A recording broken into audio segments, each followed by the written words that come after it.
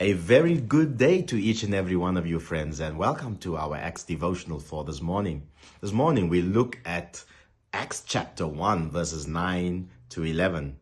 It says, "Now when he had spoken these things, while they watched, he was taken up, and a cloud received him out of their sight.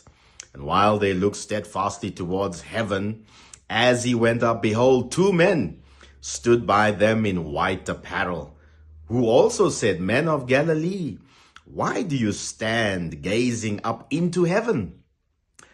This same Jesus, who was taken up into heaven, will so come in like manner as you have seen him go into heaven.'" This must have been an amazing promise. Think about the impact of this promise, the huge expectation that it created. It must have been like a roller coaster ride. At the one moment, they experienced this excruciating and this painful disappointment in the crucifixion of Jesus. And suddenly on the first day of the week, the total disbelief and amazement that he had risen from the dead. They had seen him, they had felt him, they had interacted with him. And then with new anticipation, now there's a new excitement, and they begin to ask the question, well, will you at this time restore the kingdom to Israel? But Jesus says to them, your focus must be on receiving the outpouring of the Holy Spirit and being my witnesses in the world. But then as he says this, he begins to levitate. And he begins to rise like you've seen helium balloons rise.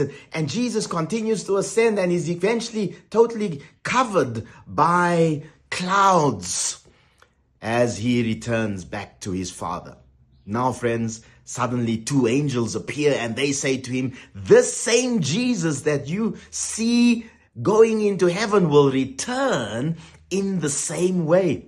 Now, I'd like to say that everything we do as Christians has a reference point to this promised return. Well, here we are 2,000 years later, still awaiting. If 1,000 years is like one day, 2,000 years is like 2 days to the Lord. Also, no one has really waited that long. We wait less than 100 years, in fact. On average 70 and sometimes even less.